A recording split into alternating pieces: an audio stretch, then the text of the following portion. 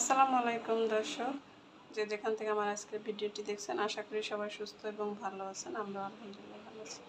চলে আসলাম বিকালবেলা। এই দেখুন, দুপুরের কাজটা শেষ করে সকালের নাস্তার জন্য কিছু রুটি বানিয়ে রাখলাম, ফ্রোজেন রুটি। এগুলো ফ্রিজে রেখে দেবো, এই যে ঠান্ডা করার জন্য রেখে দিয়েছি। তো সকালবেলা অনেক সময় গরমের দিন নাস্তা বানাতে কষ্ট হয়, এই কষ্টটা কমানোর জন্য আমি আগে থেকে ফ্রোজেন করে রুটি বানিয়ে রাখলাম। রুটি পরোটা, এই যে এই পাশে পরোটা বানিয়ে রেখেছি। এই রুটিগুলো এখন ঠান্ডা হয়ে গেছে, আমি এখন বাটিতে উঠিয়ে রেখে দেব নর্মাল ফ্রিজে।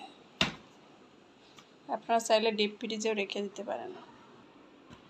নর্মাল ফ্রিজে রেখেও কয়েকদিন খাওয়া যায়, এক সপ্তাহের মতো। আর ডিপ ফ্রিজে রেখে অনেক দিন খাওয়া যায়। খাওয়ার আগে আপনি কে কয়টা রুটি খাবেন সকালের নাস্তায়, তো ভেজে নেবেন। এই হলো ঝটপট সকালের নাস্তা রেডি করে রাখলাম।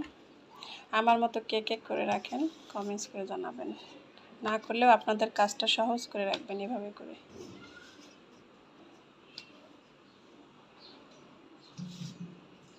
মেয়েদের ঘরের কাজের অনেক কিছু সহজ কাজের জন্য এইভাবে রেখে দিলে ভালো হয়। আমি তো প্রায় সময় এইভাবে রেখে দিই, আমার এই নাস্তাগুলো কয়েকদিন যাবে।